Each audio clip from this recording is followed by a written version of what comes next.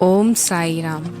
मेरे प्यारे परिवार, आपके प्यार और साईं बाबा की असीम कृपा से मैं अब पूरी तरह स्वस्थ हो चुकी हूँ। जब मैं बीमार थी तब आपके मैसेज, आपकी दुआएं और आपका स्नेह ही मेरी सबसे बड़ी ताकत बनी।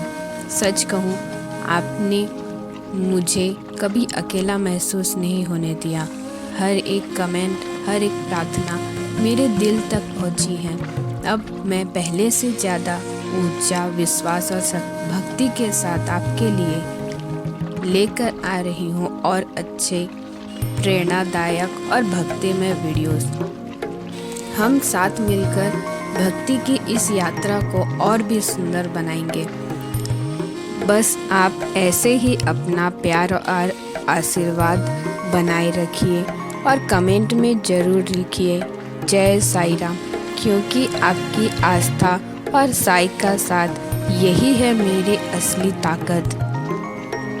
क्या आपने कभी ऐसा महसूस किया है जब कोई शब्द नहीं बोले गए फिर भी आपको जवाब मिल गया? जब मन में हजार सवाल थे लेकिन अचानक एक गहरी शांति ने सब सुलझा दिया। यही है मौन की शक्ति और यही है साईं बाबा का वह दिव्य संदेश।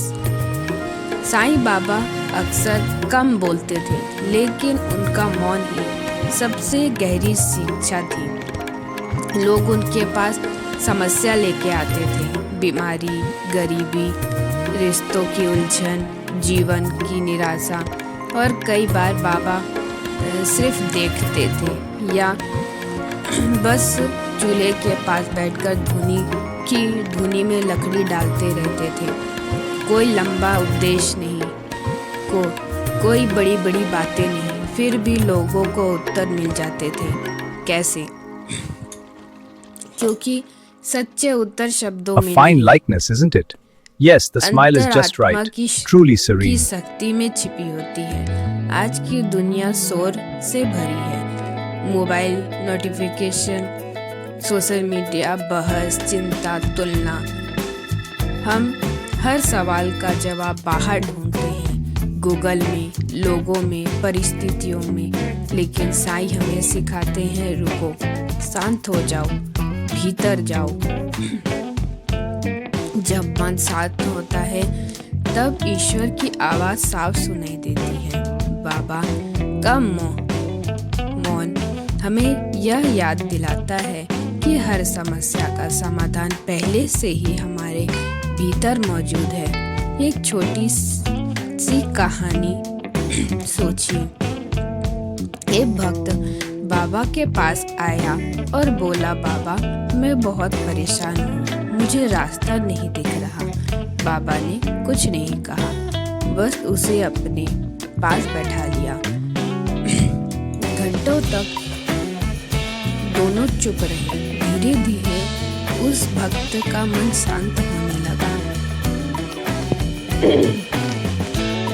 उसकी सांसें सामान्य हुई और अचानक उसे समझ आ गया उसे क्या लेना है। बाबा ने कुछ कहा नहीं लेकिन सब कह दिया। दोस्तों, मौन कमजोरी नहीं, मौन भागना नहीं, मौन आत्मा की शक्ति है। जब आप प्रतिक्रिया देना बंद कर देते हैं तब आप समझना शुरू करते हैं। जब आप शिकायत करना छोड़ देते हैं तब आप स्वीकार करना सीख जाते हैं। और जब आप शांत हो जाते हैं तब ईश्वर भूलते हैं। आज अगर अपने जीवन में उलझन है, कोई निर्णय समझ नहीं आ रहा, तो रिश्ता दर्द दे रहा है, तो एक उपाय कीजिए। 5 मिनट के लिए सब बंद कर दीजिए, फोन साइलेंट पे रख दीजिए, आंखें बंद कीजिए, गहरी सांस लीजिए और मन ही मन करिए, साईं मुझे रास्ता दिखाइए। आप देखेंगे अचानक कोई विचार, कोई संकेत, कोई समझ अपने आप उभरेगी। यही है साइलेंस स्पीक। साईं बाबा का जीवन हमें सिखाता है कि विश्वास और सबूरी दोनों मौन से ही जन्म लेते हैं। जब आप जल्दबाजी छोड़ते हैं तब सबूरी आती है। जब आप डर छोड़ते हैं तभी सच्चा विश्वास आता है। और यह सब तब होता है जब आप भीतर की आवाज़ सुनते हैं। हम अक्सर सोचते हैं कि चमत्कार आसमान में होता है, लेकिन साईं का असली चमत्कार है मन की शांति। जब तूफान के बीच भी आप स्थिर रहें, वही साईं की कृपा है। जब दर्द के बीच भी आप भरोसा रखें, वही साईं की उपस्थिति है।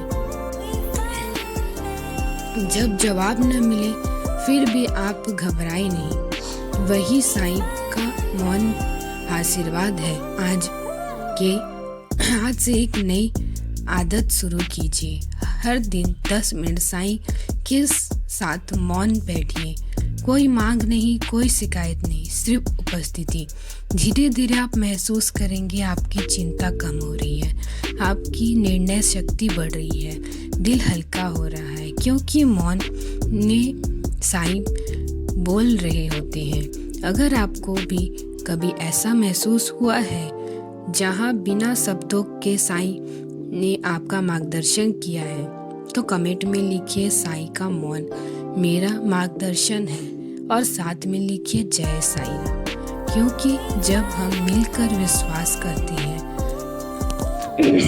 तो ऊर्जा और भी बढ़ती है। याद रखिए, हर सवाल का जवाब बाहर नहीं मिलेगा, कुछ उत्तर सिर्फ मौन में ही मिलता है। और जब आप शांत हो जाते हैं तो वही साईं बाबा कहते हैं, मैं हमेशा यही हूँ। जय साईं राम, ओम साईं राम।